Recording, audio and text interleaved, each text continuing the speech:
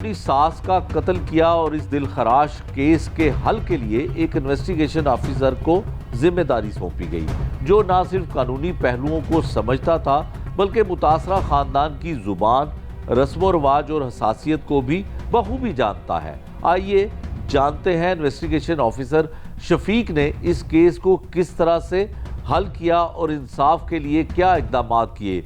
वो खुद आपको अपने अल्फाज में सुनाते हैं। बिल्कुल, मुझे इंचार्ज इन्वेस्टिगेशन की तरफ से तफ्तीश मार्क हुई, क्योंकि जिनका ये मर्डर हुआ है, मकतूला है, ये मवाती फैमिली से हैं और मेरी फैमिली भी मवाती है कि मैं इसको समझता भी हूँ। इंचार्ज साहब और मेरे अफसरान ने भी मुझे डिप्यूट किया कि आप ज़्यादा इनकी बोली को भी समझते हैं, इनके रस्म व रवाज को भी समझते हैं। तो मुझे जब ये केस मार्क हुआ तो मैंने फिर इस पर काम करना शुरू कर दिया।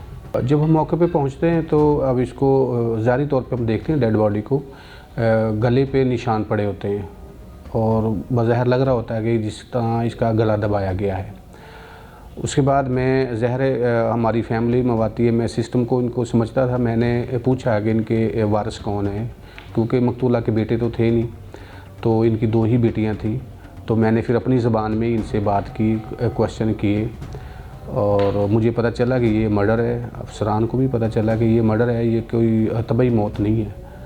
और फिर मैंने तमाम फैमिली को अपनी ज़बान में अपने तरीके से क्वेश्चन किए और तमाम बातें जो जितना मैं पूछ सकता था इन्होंने मुझे बताई।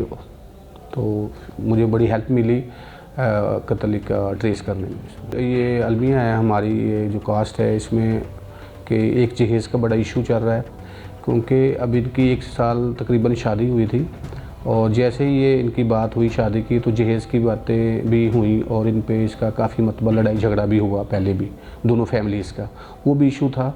उसी तरीके से छोटे छोटे इश्यूज़ थे जहेज़ की वजह से कि ये चीज़ हमें नहीं मिली, ये नहीं मिली।